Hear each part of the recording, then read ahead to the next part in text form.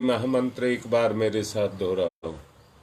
ओम भूर्भुवः स्वः तस्य वितुर्वरेण्यं भर्गो देवस्य धीमहि धियो यो नः प्रचोदयात्। कल आपको धर्म के बारे में बताया जा रहा था। धर्म के 10 लक्षण, 5 युग्म के बारे में आपको बताया जा रहा था। 5 युग्म दोबारा से दोहरा देता हूं। सत्य, विवेक। दूसरा संयम, कर्तव्य। तीसरा अनुशासन और व्रत धारण। चौथा स्नेह, सौजन्य और पराक्रम। पांचवा सहकार और परमार्थ।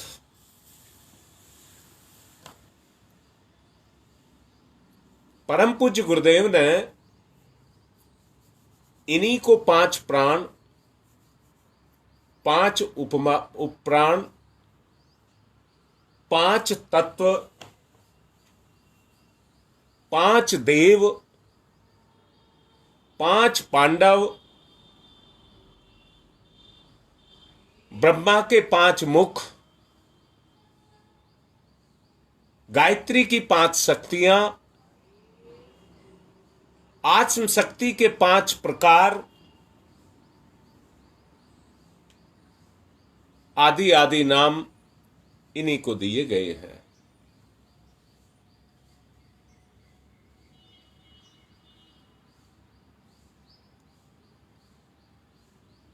गुरुदेव बताते हैं कैसी भगवान की लीला है। 5 पांडव 5 गुणों के प्रतीक हैं और कौरव अनेक दुर्गुणों के प्रतीक हैं। अनेक, एक नहीं, एक एक में अनेक 100 थे, परंतु अनेक दुर्गुण उनके अंदर थे। और 5 पांडवों में केवल एक एक गुण के कारण भगवान उनके रक्षक, सारथी, सखा, गुरु सब बने, उनके गुण के कारण। सत्य और विवेक, ये पहला गुण है।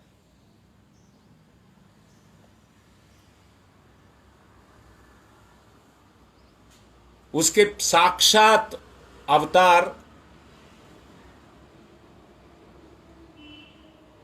युधिष्ठिर बने।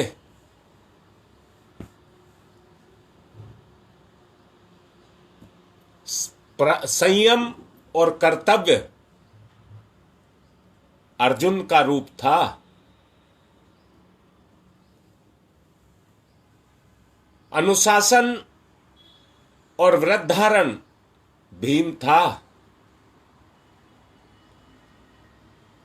स्नेह, सौजन्य और पराक्रम नकुल था। सहयोग और परमार्थ, सहकार और परमार्थ सहदेव था। ये पांचों के पांचों पांडव कहलाए। और बताते हैं सशरीर स्वर्ग को गए थे। मैं तो एक बात जानता हूं, उनका तो मुझे नहीं पता, परंतु जो इनमें से एक गुण को भी अपना लेगा, एक जोड़े को भी अपना लेगा, वो सशरीर स्वर्ग में रहेगा। सशरीर स्वर्ग में रहेगा, स्वर्गीय परिस्थितियों में रहेगा।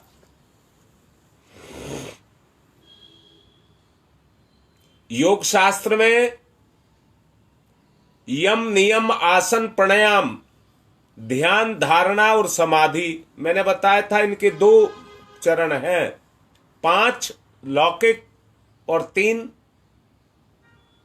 धारणा, ध्यान और समाधि, ये अलौकिक हैं।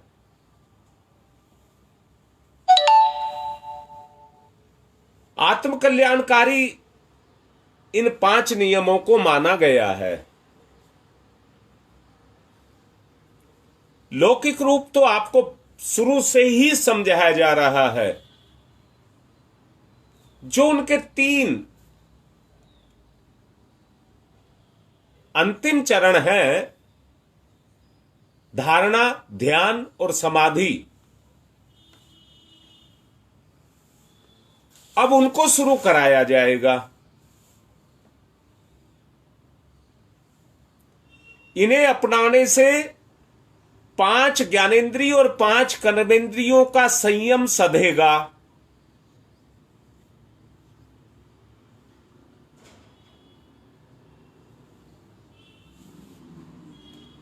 पांच प्राण, 5 उपप्राण, ये पंचाग्नि विद्या कही गई है। योगी जन, याद रखना, योगी जन, योग की बात कर रहा हूं।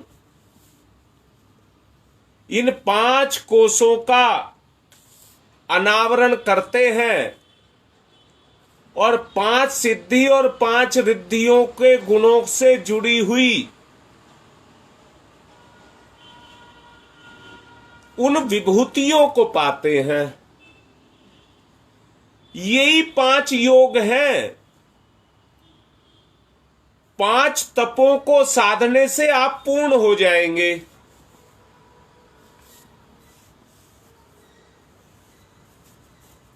मैंने कल कहा था, राम की पंचायत, शिव की पंचायत, इसी को ही कहते हैं, और नहीं है कोई भी। मैंने परम पूज्य गुरुदेव कह रहे हैं इस बात को।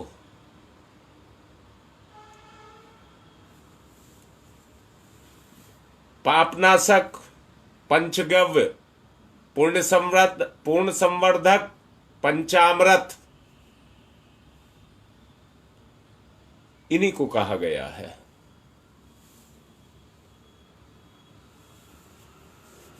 अगर धर्म को जीवन में उतारना है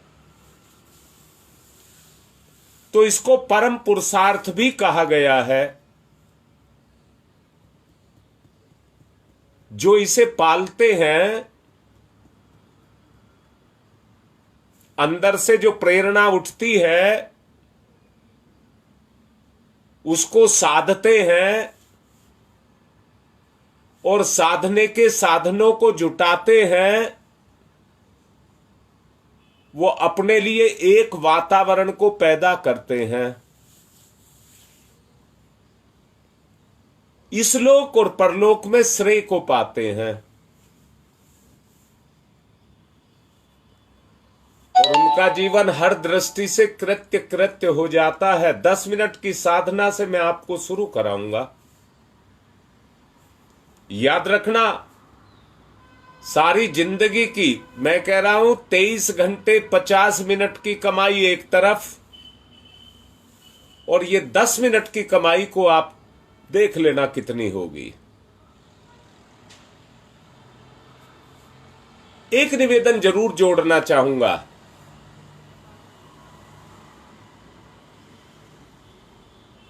हमारे बहुत सारे भाई बहन लाइव को सुनते हैं। मैं इसमें ज्यादा कुछ ना कह करके इतना आप लोगों से निवेदन करूंगा। देखिए, शब्द भी निवेदन लगा रहा हूं कि वो इसी 7 बजे से 7:40 के समय पर आ जाएं और सब मिलकर के उसको करें, तो उससे ताकत बनेगी, संगठन की ताकत बनेगी। इसलिए इस 10 मिनट के लिए सबको जोड़ा जाए। इस 10 मिनट के लिए जिनको आप भेजते हैं, उनको प्रत्यक्ष सामने ला करके जोड़ा जाए।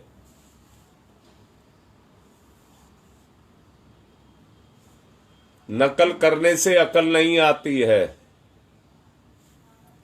साक्षात प्रत्यक्ष करने से उसका प्रमाण मिलता है। जीवन की सार्थकता इसी में ही है कि कर्तव्य के धर्म को निभाया जाए। और मैंने पिछले दिनों कहा था,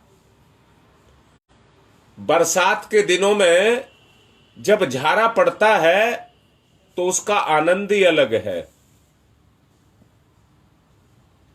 जहां तक हो सके, मेरा फिर निवेदन शब्द लगा रहा हूं, जहां तक हो सके दूसरों के लिए अपने आप को सार्थक करना है। आत्मिक प्रगति के रूप में अपने आप को ऊंचा उठाना है, और आपके उठने से, आपके प्रभाव से वो भी ऊंचे उठेंगे, क्योंकि इसकी एक गरिमा है, गौरव है। जीवन श्रेष्ठकर है, वर्णनीय है। महापुरुषों का जीवन इसी का साक्षी भी है। धर्म के 10 लक्षणों का परिपालन करना समग्र रूप से जिंदगी को जीना है। वो ना केवल आपको धन्य करेंगे, परंतु अनेकों को प्रकाश देने का, प्रेरणा का स्रोत बनाने का श्रेय भी आपको देंगे। इसलिए जितने आपके संपर्क में हैं, सबको ले आओ। शुरुआत हो तो शानदार शुरुआत हो। धर्म के मूलतः लक्षण जो प्राणी मात्र के जीवन को समझकर बनाए गए हैं, आपका जीवन उनको अपनाने से कृत्य हुए बिना नहीं रह सकेगा। किंतु प्रत्यक्ष जीवन में धर्म के मानने या उसको मनमाने अर्थ में प्रयोग करने से मूल आधारों से हम दूर हटते हुए चले जा रहे हैं। ऐसी स्थिति में महानता का उपार्जन करना, धर्म धारणा का उपयोग कैसे हो सकता है?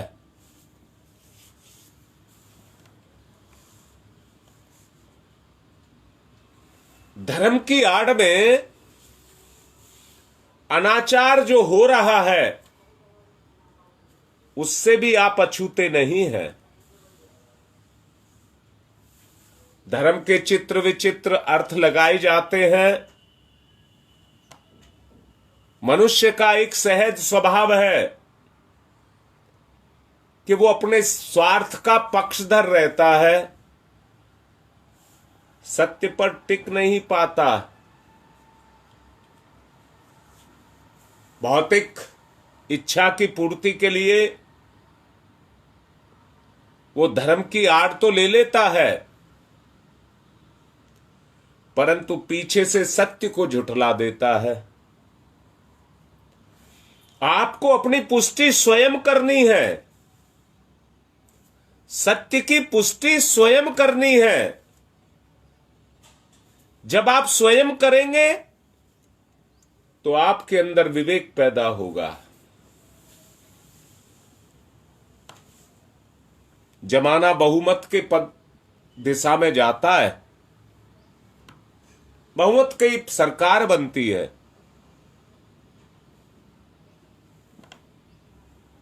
इसलिए हमको कुछ इस तरह का करना है जिससे हमारा चिंतन समाज में एक स्तर को प्राप्त कर जाए। समाज का अपना एक प्रवाह है, समाज की अपनी एक गति है जो निरंतर चल रही है। कोई तो ताकत है जो पीछे से काम कर रही है और समाज को चला रही है।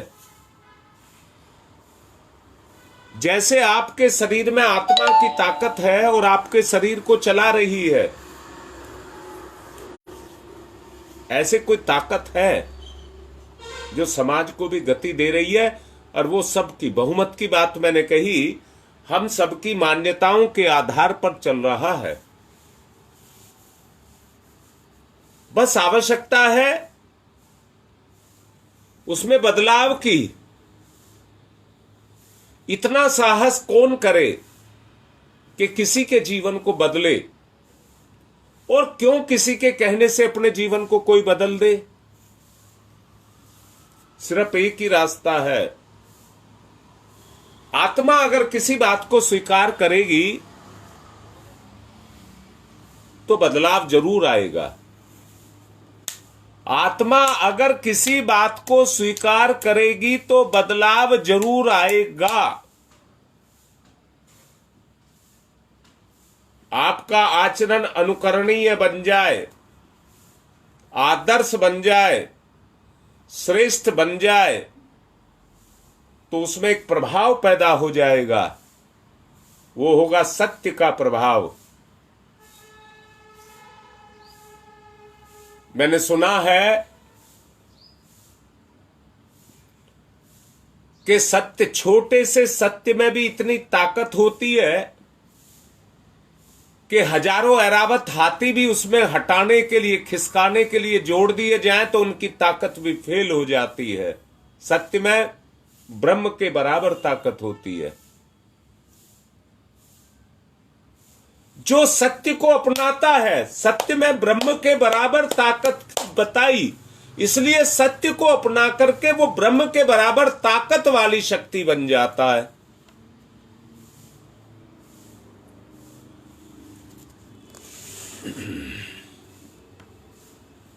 धर्म में कोई अंतर नहीं है।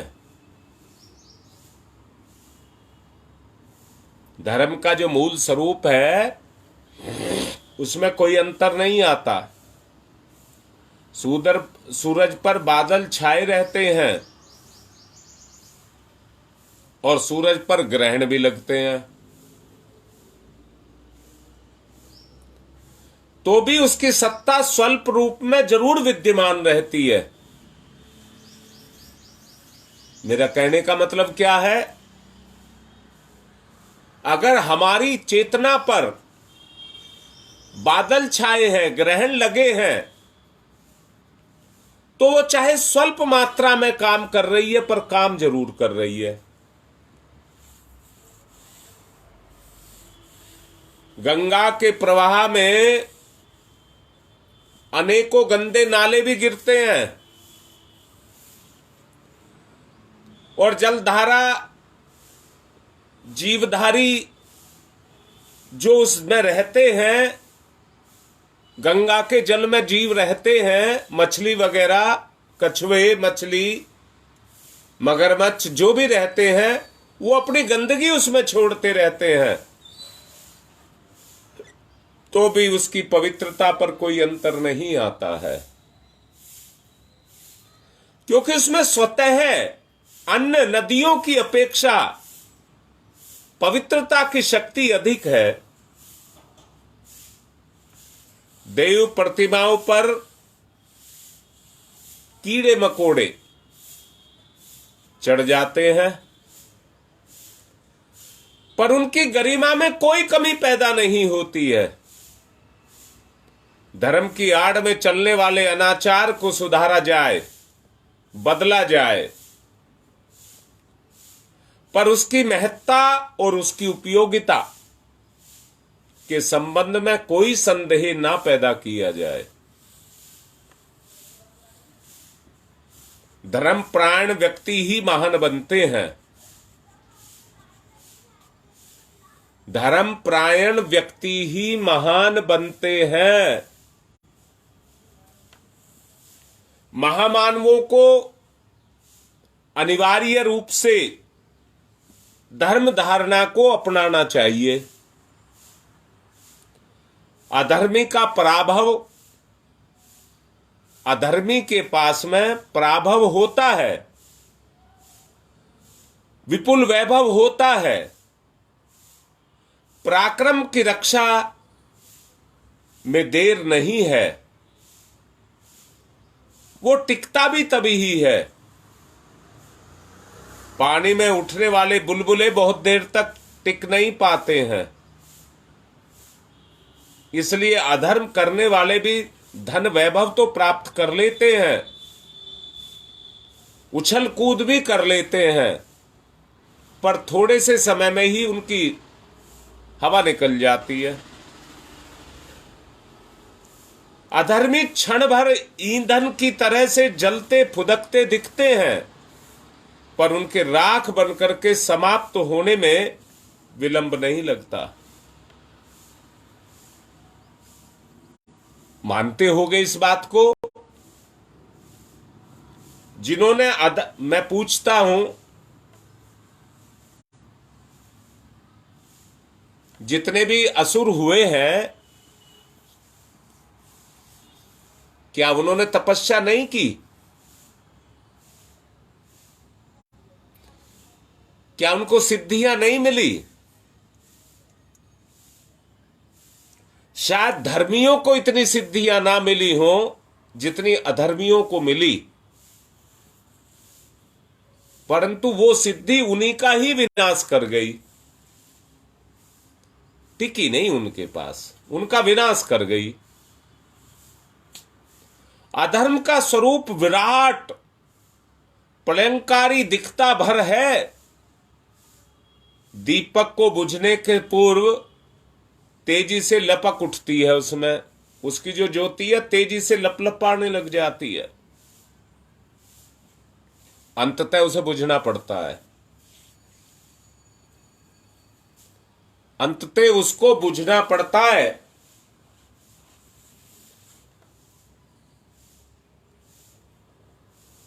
मैं तो कह रहा हूं, नीति के पक्षधर आक्रांताओं के पास चाहे कितना ही वैभव क्यों ना हो, बल की दृष्टि से संपन्न भले ही क्यों ना हो, हार उनकी होकर के ही रहती है। ये एक अकाट्य शाश्वत सिद्धांत है और मैं इसमें किसी तरह की संशय करने की आवश्यकता नहीं है।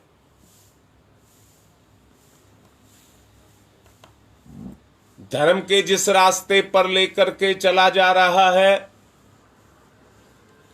उसके बारे में आपको पूरी तरह से स्पष्ट किया जा रहा है। हो सकता है कि हमारे आचरण में ये चीजें ना हो,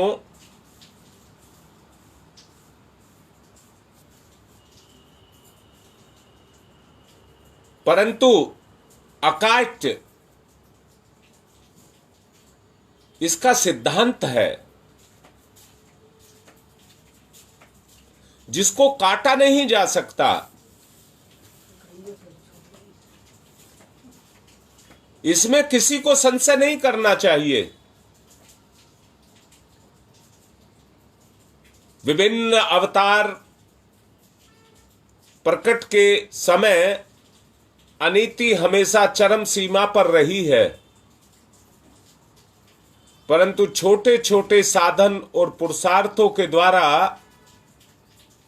वो नगण्य भी माने गए। पर उन्होंने अधर्म की त्रासदी को मिटाया और धर्म की स्थापना की। किसी भी स्थिति में उन्होंने अधर्म को स्वीकार नहीं किया, धर्म के ही पक्षधर रहे, घाटे उठाए, दुख उठाए, त्रास सहे, परंतु अधर्म की कभी भी पुष्टि नहीं की।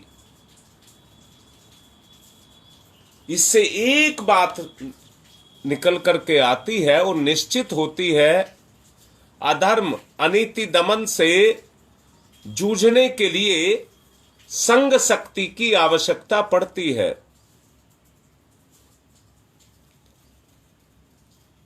बताता हूं, पांडव 5 थे, कौरव 100 थे। सेनापति बनकर के एक ही आता था।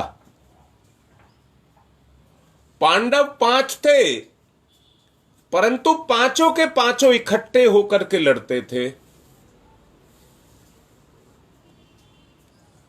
कौरव एक एक आया। जब 5 पांडव जो पराक्रम से भरे पूरे थे, सत्य पर चलते थे, तो एक दिन से ज्यादा उनमें कोई युद्ध नहीं कर पाया। एक एक दिन में एक से ज्यादा सेनापति नियुक्त किए गए। जैसे क्रिकेट खेलते हैं और कोई विकेट गिरता है तो खिलाड़ी हटता है, पर नया पहले से तैयार बैठा रहता है। ऐसे ही कौरवों के सेनापति अगले नियुक्त कर दिए गए थे, और वो लड़ने वाला अगले मरने वाले का इंतजार करता था, कब ये मरेगा और मैं चलूंगा। अगर वो सारे इकट्ठे होकर के चलते तो 5 पांडव कुछ नहीं कर पाते, परंतु असत्य, अधर्म कभी इकट्ठा नहीं होने देता, अहंकार ला देता है।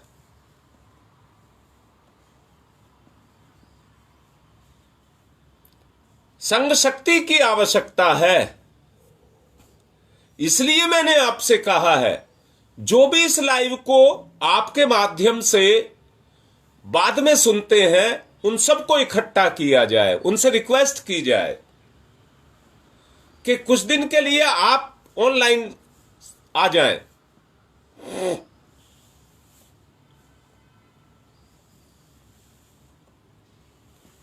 संघ शक्ति से जुटाने से भर से जो अधर्म की शक्ति है वो नष्ट होती है। याद रखना, अनीति व्यक्ति अकेले में करता है, एक के साथ करता है, दूसरे को बीच में नहीं आने देता। जो सच्चाई के मार्ग पर चलता है, उस न्याय को करने के लिए कितने ही व्यक्ति आ जाएं, वो कोई मना नहीं करता है, क्योंकि सत्य अपने प्रभाव को कभी छोड़ता नहीं है।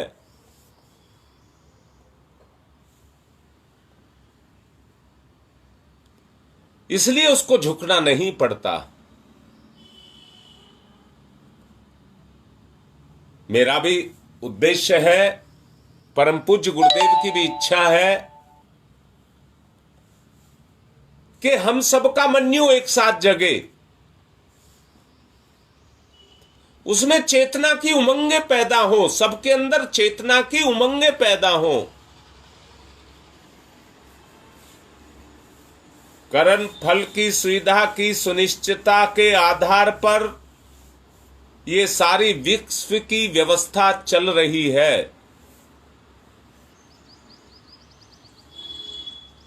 पेड़ को उगने से लगाकर प्रौढ़ होने तक देर लगती है, परंतु ये जो देरी है, इसके बीच में वो पेड़ अपने सत्परिणाम देकर के इस जगत को धन्य करता है। सत्कर्मों के परिणाम में देर तो मिलती है, देर तो लगती है, परंतु हटते नहीं है, मिटते नहीं है। एक बात कहूंगा, कोई सी भी फसल खड़ी हो, यहां तक के पेड़ पौधे भी हों, बड़े बड़े पेड़ पौधे भी हों, जब ऊपर से ओलों की बरसात होती है तो जो दुर्जन होते हैं वो धराशायी हो जाते हैं। पेड़ पर जब ओले बरसते हैं तो पत्ते टूट जाते हैं, टहनियों का कुछ नहीं बिगड़ता है, टहनियों का कुछ नहीं बिगड़ता है, पत्ते भी छत विछत होते हैं। उसी प्रकार दुर्जनों की तरह ओले बरसते हैं, मर्यादाओं की फसल नष्ट करते हैं, ओले गलकर स्वयं नष्ट हो जाते हैं, परंतु उनके कारण टूटे हुए जो पेड़ पौधे होते हैं वो दोबारा से हरे भरे हो जाते हैं। कुछ ही समय लगता है, दोबारा से हरे भरे हो जाते हैं, नए सिरे से पल्लवित होते हैं। जितने भी अधर्मी हैं वो अधीर होते हैं, परिणाम में विलंब होता हुआ देख करके उनका धैर्य चला जाता है।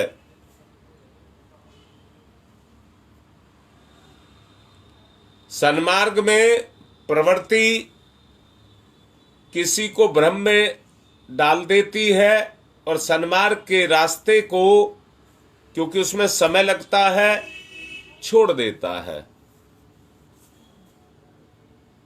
परंतु जो धर्मी होता है वो उस पर पैर जमा करके टिका रहता है, परिणाम का इंतजार करता है और तब तक अपनी शक्ति उसमें लगाता रहता है, टिका रहता है, शक्ति लगाता रहता है।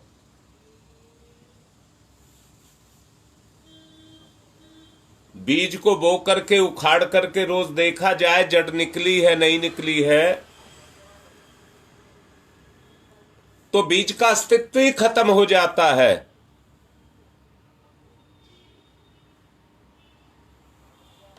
पर जब कुछ समय रुक करके इंतजार किया जाता है, कुछ समय रुक करके इंतजार किया जाता है, कितना कि ये बीज इतने दिन में उगाता है,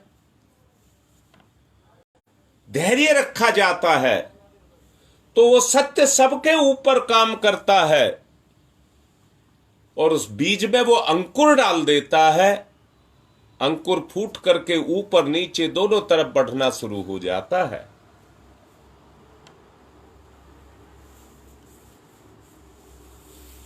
बीज गल करके वृक्ष का रूप धारण करता है। ये समय साध्य प्रक्रिया है। जो अधीरता बरतते हैं वो कर्म फल का इंतजार नहीं करते, कर्म फल का इंतजार नहीं करते। इसलिए बीज को बार बार उखाड़ कर देखने वाला देखता है किसमें जड़ निकली है कि नहीं निकली, वो बीज को ही खत्म कर देता है।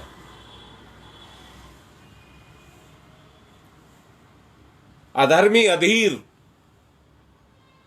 धर्मी दृढ़ विश्वास पर टिके रहते हैं।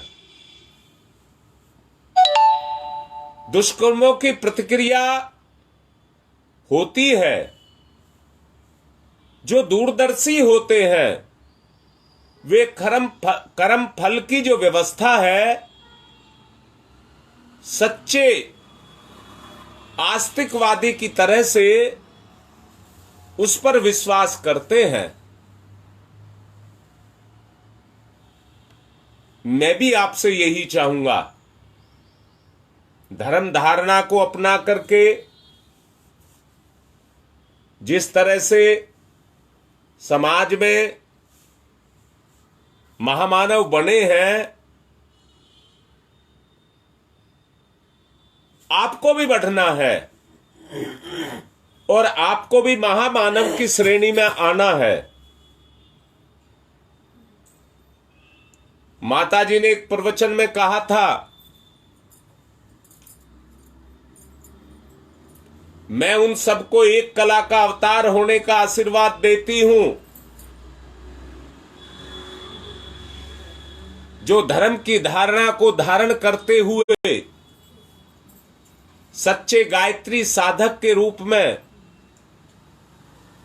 अपने आप को विराजमान करेगा। उस एक कला से वो अपनी कलाओं को बढ़ाता चला जाएगा।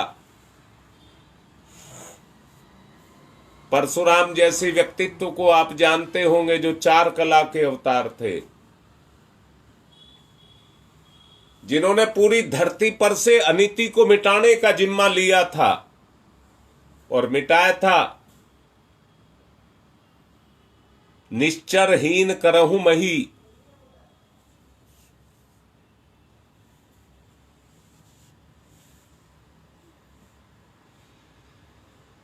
धर्म धारणा को अपना करके आपको जागृति पैदा करनी है, ऊंचा उठना है और आगे बढ़ना है, महान मानव बनना है।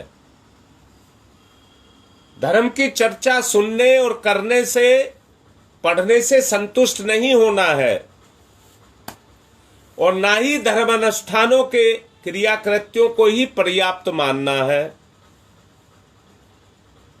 उसके लिए अनुशासन को अपनाना है और निर्धारण को क्रियान्वित करना है।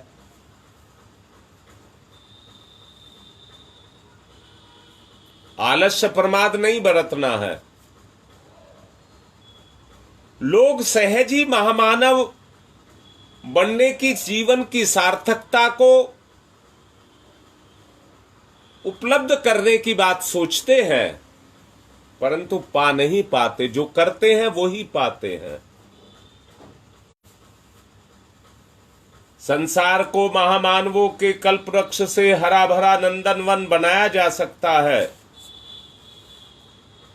और अपने घर को तो बना ही लेना चाहिए। देव पुरुषों को पुरुषार्थ के द्वारा ऊंचे उठते रहना चाहिए।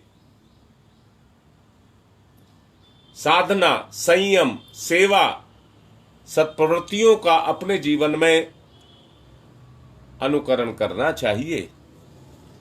धर्म के महत्व को समझा जाना चाहिए। उसके प्रत्यक्ष परिणाम जो मिलते हैं उनको हृदयंगम किया जाना चाहिए, जिसको लोग सहज ही अपना लेते हैं। धर्मात्मा व्यक्ति अपने आचरण के द्वारा दूसरों के लिए उदाहरण बनता है और उनके सम्मुख अनुकरण करने योग्य प्रतिभा सामने रखता है। उसी को अनुकरण और अनुगमन कहते हैं। आरंभ में थोड़े ही आप रहें, पर जब प्रभाव पड़ने लग जाएगा तो आप उसको देखना। आप इतनी सी बात को मान लें, मैं कल से 10 मिनट की साधना करानी शुरू करूंगा।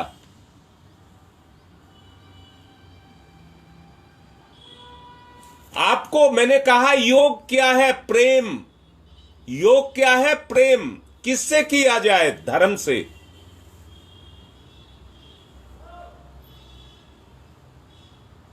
बखान करने से कुछ नहीं होगा। अपनी निष्ठा का प्रमाण और परिचय आपको देना पड़ेगा। धर्म प्रसार के लिए महती सेवा, धर्म प्रसार के लिए महती सेवा आपको देनी पड़ेगी। धर्म की सेवा ही सच्ची सेवा है। धर्म का प्रसार ही महती साधना है, पुण्य है, श्रेय का मार्ग है। धर्म की चर्चा मात्र से किसी उद्देश्य की सिद्धि नहीं होती। वाचालता पूर्ण उपदेश भार रूप होते हैं, भार रूप होते हैं। आपको वचन और कर्म की भिन्नता को मिटाना है। अविश्वास तभी बढ़ता है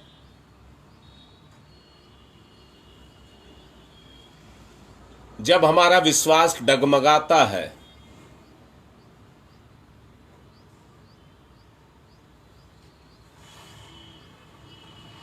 हाँ बेटा, जितने भी तेरे जोड़े हैं 80-85 जो लड़के जोड़े हैं, उन सबको भी ला। कल से साधना शुरू करेंगे। और मैं एक बात सबको कह रहा हूं, इससे बड़ा कोई तीर्थ और पुण्य नहीं है। इससे बड़ा कोई तीर्थ और पुण्य भी नहीं है। कोई पैसा नहीं, कोई खर्चा नहीं, कुछ नहीं लग रहा और तीर्थ यात्रा हो रही है। मुझे नहीं पता पांडव सशरीर स्वर्ग गए थे या नहीं गए थे, परंतु आप सशरीर स्वर्ग चले जाएंगे। अपने प्रयास में तत्परता का समावेश करें। नया कार्यक्रम शुरू किया जा रहा है। उत्साहपूर्वक तैयारी कर लें आज, क्योंकि जिनकी चेतना जग गई फिर पछताने का मौका नहीं मिलेगा। समय समाप्त हो रहा है। आज का उमंग उत्साह आप अपने में भर लें।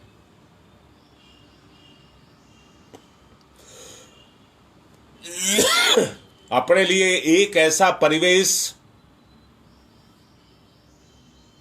विचार के रूप में पैदा करें जिसमें अनुभव किया जा सके महामानव बनने का जीवन। पृथ्वी स्वयं स्वर्ग है। आप बनाएंगे तो ये स्वर्ग बन जाएगी। आज की बात को यहीं विराम दे रहा हूं और कल से साधना की बात को, कल से एक साधना, कल का जो प्रवचन होगा वो सत्य और विवेक पर होगा, फिर उसका अभ्यास कराया जाएगा। आज की बात समाप्त।